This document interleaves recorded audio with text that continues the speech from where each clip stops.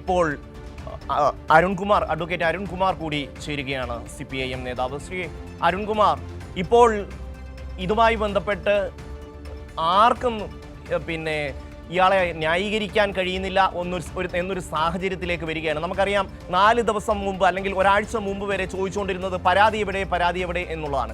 ഇപ്പോൾ ഒരു പരാതി കഴിഞ്ഞു, രണ്ടാമത്തെ പരാതി വരികയാണ്. പക്ഷേ ഇതിലൊരു ചോദ്യമില്ലേ അരുൺകുമാർ, അതായത് ഇയാൾക്ക് ഇത്രയും വലിയൊരു പൊസിഷനിലേക്ക് ഈ ചുരുങ്ങിയ കാലയളവിൽ എത്താൻ സഹായിച്ച ആൾക്കാർ അവരല്ലേ യഥാർത്ഥത്തിൽ ഈ രാഹുൽ മാങ്കൂട്ടത്തിനേക്കാൾ വലിയ ഉത്തരവാദികൾ? അവരല്ലേ സമാധാനം പറയേണ്ടത്?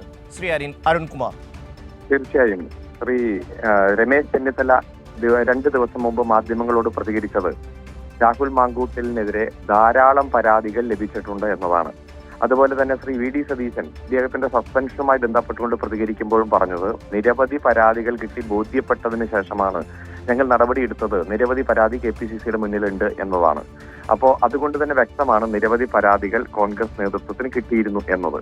ഇപ്പോ ശ്രീ KC വേണുഗോപാലിന്റെ ഭാര്യ അടക്കം സോഷ്യൽ മീഡിയയിൽ പ്രതികരിച്ചത് കോൺഗ്രസ് നേതാക്കന്മാരുടെ വീട്ടിലെ സ്ത്രീകൾ, സഹോദരിമാർ, പെൺമക്കളെല്ലാം ഭയത്തിലാണ് എന്ന് പറയുന്ന ഒരു സാഹചര്യമൊക്കെ നമ്മുടെ മുന്നിലുണ്ടായിരുന്നു. അപ്പോൾ ഇത്തരം പരാതികളെ കുറിച്ച് വ്യക്തമായി കോൺഗ്രസിന്റെ നേതാക്കന്മാർക്കറിയാം, അതുപോലെ തന്നെ നേതാക്കന്മാരുടെ ഭാര്യമാർക്കറിയാം. കാരണം ആ പരാതികളെല്ലാം പരിഹരിക്കേണ്ട സമയത്ത്, പരിശോധിക്കേണ്ട സമയത്ത് പരിഹരിക്കാതെ കോൺഗ്രസിന്റെ ഔദ്യോഗിക വക്താവായി, പാലക്കാട് സ്ഥാനാർത്ഥിയായി, യൂത്ത് കോൺഗ്രസിന്റെ സംസ്ഥാന പ്രസിഡന്റായി മാറി, അതുപോലെ യൂത്ത് കോൺഗ്രസിന്റെയും റീല് താരമായി ഇതെല്ലാം രാഹുൽ മാങ്കൂട്ടലിന് വളരുവാനുള്ള അവസരവും ഇത്തരത്തിൽ ഗുരുതരമായിട്ടുള്ള പരാതി വരുമ്പോഴും വലിയ പ്രൊമോഷൻ കൊടുക്കുന്ന സാഹചര്യവും എല്ലാം ചെയ്തത് കോൺഗ്രസ് ആണ്. ഇപ്പോൾ ഏറ്റവും അവസാനം അവരുടെ മുഖപത്രമായിട്ടുള്ള വീക്ഷണം എഡിറ്റോറിയൽ എഴുതിയിട്ട് പാപം ചെയ്യാത്തവർ കല്ലെറിയട്ടെ എന്ന് പറയുമ്പോൾ ഈ കോൺഗ്രസിന്റെ ഒരു ഉള്ളിൽ നടക്കുന്ന ഒരു സംഘർഷവും എല്ലാവരും ഇത്തരത്തിലുള്ള പരാതിയുമായി ബന്ധപ്പെട്ടുകൊണ്ട് അവരുടെ മനോഭാവവും മറ്റു കാര്യങ്ങളും എല്ലാം വ്യക്തമാണ്. കാരണം പ്രൊട്ടക്ട് ചെയ്യാനും സംരക്ഷിക്കാനും നിരവധി ആളുകൾ രാഹുൽ മാങ്കൂട്ടലിനോടൊപ്പം തന്നെ അണിനിരക്കുകയാണ്. ഒരു 4-5 ദിവസം മുമ്പാണല്ലോ മുൻ KPCCയുടെ പ്രസിഡന്റ് K. സുധാകരൻ ഞാൻ ഈ പരാതികളെല്ലാം പരിശോധിച്ചതാണ്, ഇത് നല്ല പയ്യനാണ്, ആ പയ്യന്റെ രാഷ്ട്രീയ ഭാവി തകർക്കരുത്, ഇയാൾ രാഷ്ട്രീയത്തിൽ നിൽക്കണം എന്നെല്ലാം പറഞ്ഞ് ക്ലീൻ ഇമേജ് കൊടുക്കുന്ന, ക്ലീൻ സർട്ടിഫിക്കറ്റ് കൊടുക്കുന്നത് നമ്മൾ കണ്ടു. അപ്പോ ഇതിൽ നിന്നെല്ലാം മനസ്സിലാകുന്നത് വളരെ നേരത്തെ തന്നെ ഗുരുതരമായിട്ടുള്ള പീഡനവുമായി ബന്ധപ്പെട്ടുള്ള പരാതികൾ KPCC നേതൃത്വത്തിന് കിട്ടി. അങ്ങനെ കിട്ടിയത് കോൺഗ്രസിൽ തന്നെയുള്ള നിരവധി വനിതാ പ്രവർത്തകരുടെയും കോൺഗ്രസ് നേതാക്കന്മാരുടെ ഭാര്യമാർ, സഹോദരിമാരടക്കമുള്ള കോൺഗ്രസ് കുടുംബാംഗങ്ങളിൽപ്പെട്ടവരുടെയും പരാതികളാണ്. ഈ പരാതികളിൽ സമയബന്ധിതമായിട്ട് ഒരു നടപടിയും എടുക്കാതെ ആ ഘട്ടത്തിലെല്ലാം വലിയ പ്രൊമോഷൻ ഈ മാങ്കൂട്ടലിന് കൊടുത്തതിന്റെ ഭാഗമായിട്ടാണ് ഇത്തരം ഗുരുതരമായിട്ടുള്ള സാഹചര്യത്തിലേക്ക് കോൺഗ്രസ് വന്നിരിക്കുന്നത്. അതുകൊണ്ട് ഇന്നലെ വൈകുന്നേരം പരാതി പോലീസിന് ഫോർവേഡ് ചെയ്തു, അതുകൊണ്ട് ഞങ്ങൾ ഇതൊക്കെ ഈ മാതൃകാപരമായിട്ട് പ്രവർത്തിക്കുന്നവരാണ് എന്ന് കാണിക്കാൻ വേണ്ടി കോൺഗ്രസിന്റെ ഇപ്പോഴത്തെ വക്താക്കൾ കിടന്ന് മത്സരിക്കുന്നത് നാം കാണുകയാണ്. എന്നാൽ വന്ന പരാതികളെല്ലാം ഒതുക്കി വയ്ക്കുകയും ആ പരാതി കൊടുത്തവർക്ക് പലതരത്തിലുള്ള ബുദ്ധിമുട്ടുകൾ അനുഭവിക്കേണ്ടി വരികയും രാഹുൽ മാങ്കൂട്ടലിന് പടിപടിയായിട്ട് പ്രൊമോഷൻ കൊടുക്കുകയും ചെയ്തു. ഏറ്റവും അവസാനം ഇന്നലെ മാധ്യമങ്ങളിലൂടെ വരെ രാഹുൽ ഗാന്ധിക്കും പ്രിയങ്ക ഗാന്ധിക്കും സണ്ണി ജോസഫിനും പരാതി കൊടുത്തിട്ട് ഒരു നടപടിയും സ്വീകരിച്ചിട്ടില്ല എന്ന കാര്യം വ്യക്തമായി വന്നപ്പോൾ മാത്രമാണ് ഇന്നലെ 4 മണിക്ക് ശേഷം ഒരു പരാതി DGPക്ക് കൈമാറുന്ന സാഹചര്യം ഉണ്ടായത്. ഇതെല്ലാം തങ്ങൾ ചെയ്ത തെറ്റ് മറച്ചുവെക്കാനും ഗുരുതരമായിട്ടുള്ള കൃത്യവിലോപം KPCCയുടെയും അതുപോലെ AICCയുടെയും നേതൃത്വം കാണിച്ചതിന്റെ ഒരു പരിണിത ഫലമാണ് ഇപ്പോൾ കോൺഗ്രസ് അനുഭവിച്ചുകൊണ്ടിരിക്കുന്നത്.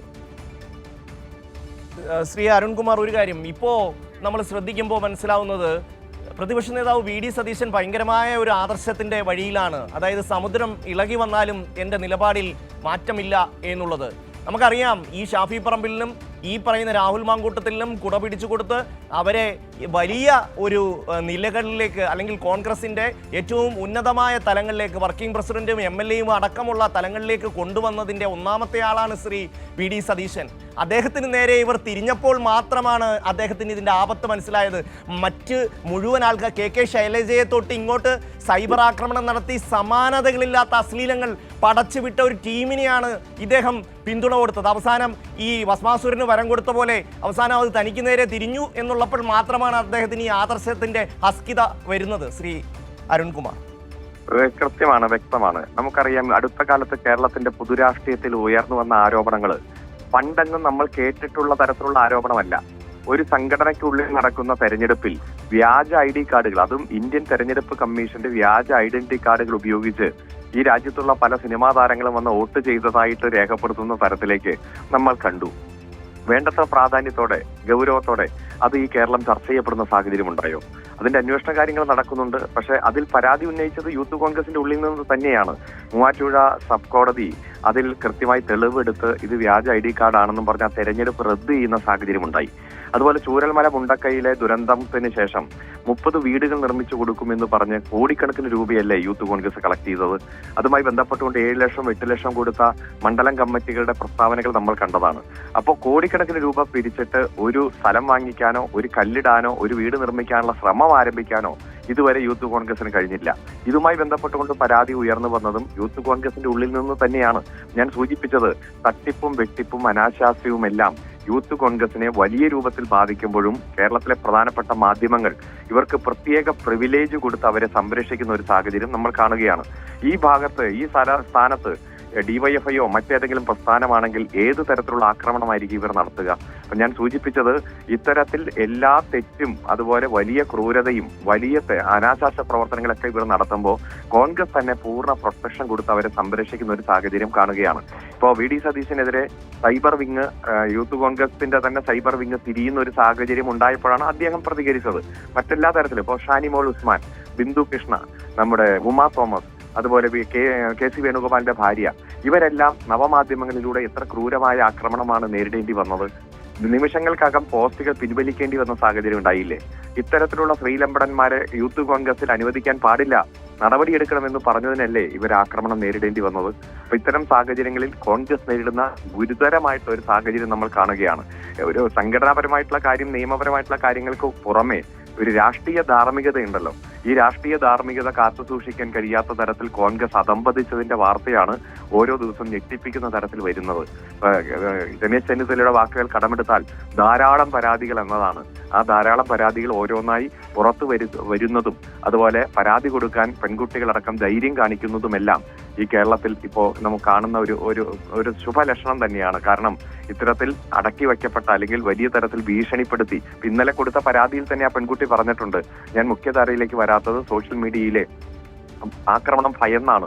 അതുപോലെ സെക്കൻഡ് ലാസ്റ്റ് പാരഗ്രാഫ് ഉണ്ടല്ലോ, ആ പാരഗ്രാഫിൽ പറഞ്ഞിരിക്കുന്നത് സ്ത്രീകളും കുട്ടികളും വരുന്ന ഒരു പൊതുപരിപാടികളിൽ രാഹുൽ മാങ്കൂട്ടിൽ അടക്കമുള്ളവരെ പങ്കെടുപ്പിക്കരുത് എന്ന് പറയുമ്പോൾ ആ വാചകത്തിന്റെ ഓരോ ഉള്ളടക്കം നമുക്ക് മനസ്സിലാവും. ഹൃദയത്തിൽ നിന്ന് വന്നിരിക്കുന്ന, താൻ അനുഭവിച്ച ക്രൂരമായിട്ടുള്ള പീഡനത്തിന്റെ അനുഭവങ്ങളിൽ നിന്ന് വന്നിരിക്കുന്ന പരാതിയാണ്. ഈ പരാതിയുടെ ഉള്ളടക്കത്തിൽ നിന്ന് എങ്ങനെയൊക്കെ ശ്രമിച്ചാലും കോൺഗ്രസിനും യൂത്ത് കോൺഗ്രസിനും രക്ഷപ്പെടാൻ കഴിയില്ല. ശക്തമായിട്ടുള്ള അന്വേഷണം കേരളത്തിന്റെ പോലീസ് നടത്തുകയാണ്. മാതൃകാപരമായിട്ടുള്ള നടപടിയുമായിട്ട് പോലീസ് മുന്നോട്ട് പോവുകയാണ്. നന്ദി ശ്രീ അരുൺകുമാർ പ്രതികരിച്ചത്.